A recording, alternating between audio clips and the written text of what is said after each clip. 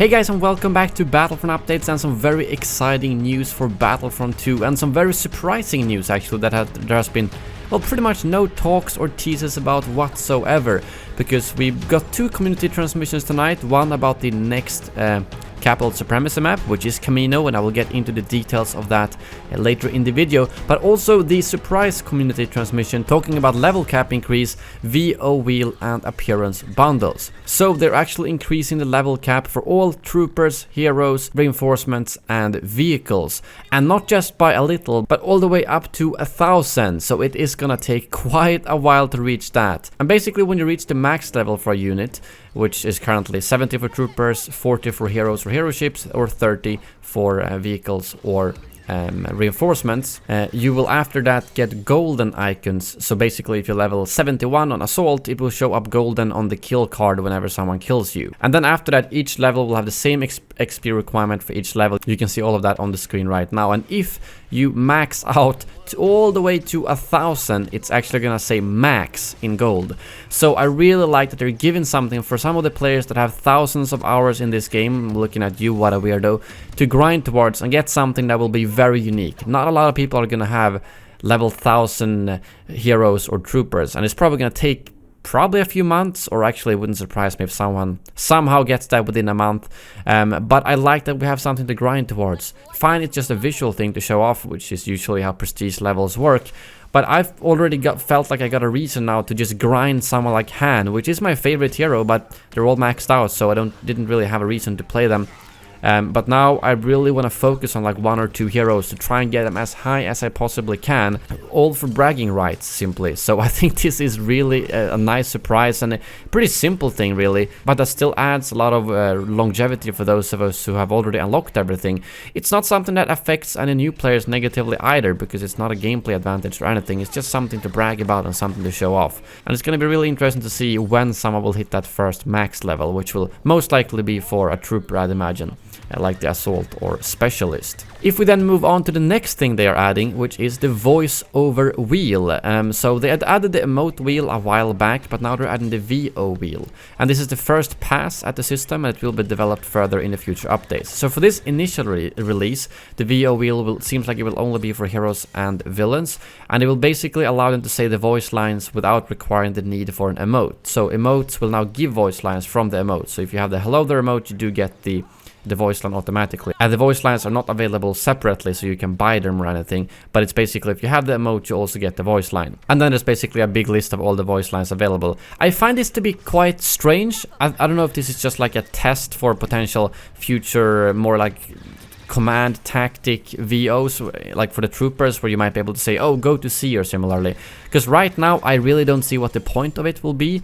It's basically going to be exactly the emote wheel. The only difference is that you will trigger the voice line and not the animation, which doesn't really matter, because if you start doing the emote in the middle of a fight or while you're moving, it still plays the entire voice line even if you cancels the emote. So I'm not really sure what the point is. I mean, it's like I said, it's basically the same thing but without the animation, and the animation doesn't really matter because it still plays the VO. I might be missing something here, but I think it kind of feels like it's more of a test, and if this works well they can add it to the troopers, and then it might be able to have maybe some separate VO lines that's going to be more tactical and have to do with the gameplay.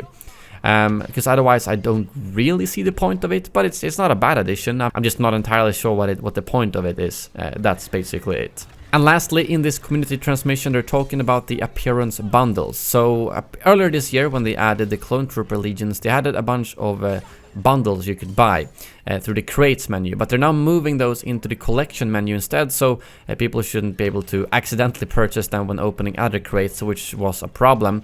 But also, moving forward, these bundles will only be available for crystals, though at a significantly discounted rate, more than they are now. Appearances in bundles will still be available to be purchased separately by either credits or crystals. So that's a quite interesting change that I really understand, because it's probably a way for them to make people have a reason to spend money on the game, because to be fair, they need to make some money if they want this game to last for a long time, and I think this is a pretty mild way to do it. It means that if you can really get it at a discounted rate for crystals, but you still don't lock it behind a paywall. Anyone can still get those appearances separately through credits. So to me, I think this is a very, very mild way to make the crystals a bit more appealing without taking away from anyone who still has a shit ton of credits to spend. So yeah, I think that's a pretty fair deal. It would have been another thing if they locked the appearances all together behind crystals. That would have been questionable and something that I think would have upset the community a lot. But this in particular, where it's just the bundles, I think that's pretty fair, to be completely honest. And if we then move on to the next community transmission, we have the one for Kamino Capital Supremacy. Because yes, Kamino is the map coming next week on Wednesday, and the update is called the Siege of Kamino Update.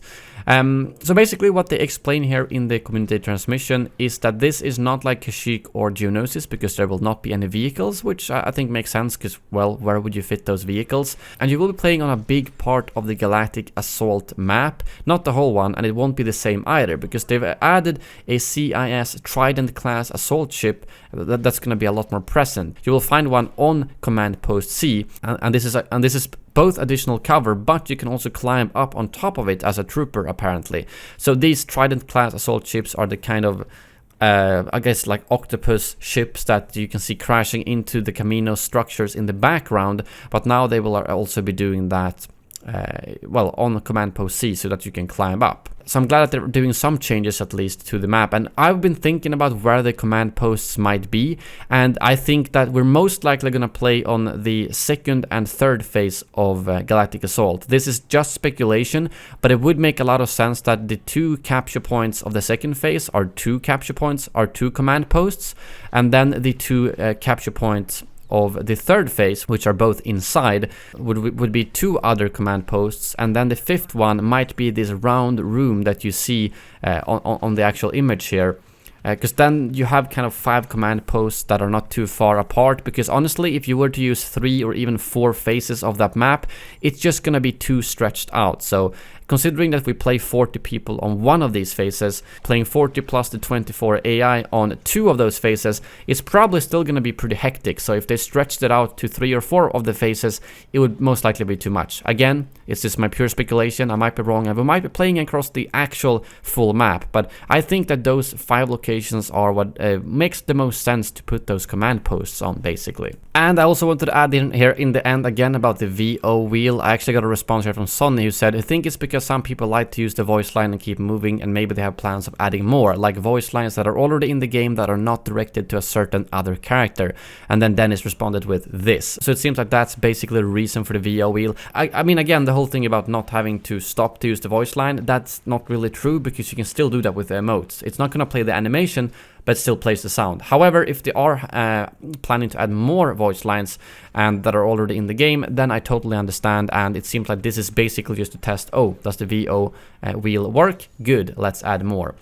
So just a little bit of a clarification there on that point, as it might be that it's not that useful in the current iteration, but it's going to be more useful in the future iterations. I also wanted to add in some details again about the prestige system here. First of all, you will not be getting credits for the extra levels you get beyond the max level. So after you hit 70, for instance, on your trooper, the levels after that will only be like a visual thing you can show off, and there will not be any credits to those. But they did say that they are looking into getting rewards in there later down the line, but as of right now, it's only going to be like a visual bragging right, like it is in many other games.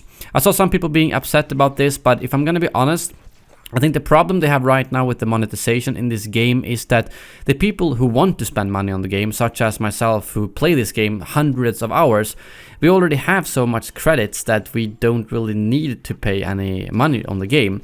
And if they were to give us, who have the maxed out levels, more credits for levels, then they would just make that problem even worse. So I want some type of reward for leveling up and prestiging, but not just more credits, because they need to limit the inflow of credits somehow, because otherwise they're basically making the people who already have more than enough credits get even more credits. It's not going to make anyone's credit gain slower, but all people might think is, oh, what's the point of getting prestige levels if I don't get any rewards, which I to some degree understand, but for me it's basically just going to be a bragging right, saying, oh, I've got level 100 Han Solo or similarly, and then hopefully later down the line they can add some actual rewards such as skins or something that won't affect the economy of the game, but that still gives you a reason to kind of level up, if that makes sense. Overall, I'm really happy with the surprises that came in this May update, and especially for me at least, the level cap increase. That I know is a visual thing, but it still feels like it adds a lot more value to people who play this game pretty much every day, and to have everything unlocked and maxed out, something to brag about.